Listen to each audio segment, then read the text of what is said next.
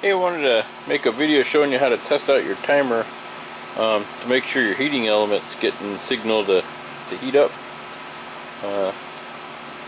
So what I'm going to do is that connector right there on the left, the red and black and blue wire it looks like there.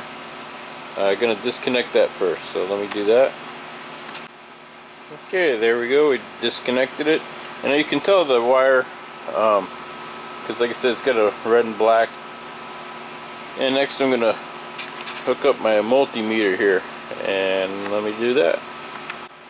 Okay, I like to use alligator clips, and it's easy to find. Just look for where the black and the red wire are clipped on, and sorry that cable's in the way, but it's the first and second wire there. And then I got the meter on the front side, and I'll swing over there and show you that.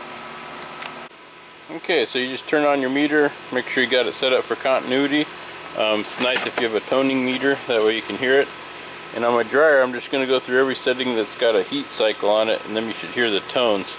So it's on off right now. I'm going to flip it to more dry, and hopefully you can hear that. The tone's going off, and you kind of go down, and as they get to cool down, it clicks and it goes off. The reason why it clicks is there's little gears inside the knob thing in here. And so I'll keep going. Now we're off, should be off, which it is. Now I'll go to high heat, and I can hear the tone. Kind of go around, cool down, clicks off. Off, of course, air dry, there should be nothing. Off, and then we'll go more dry. And there we go. And back to off.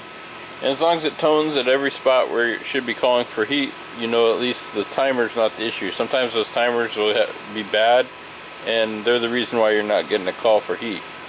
Anyways, I hope this made sense.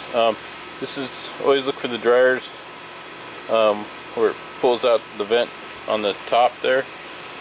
Basically those are all Whirlpools, even though they say Mana or Kenmore or whatever.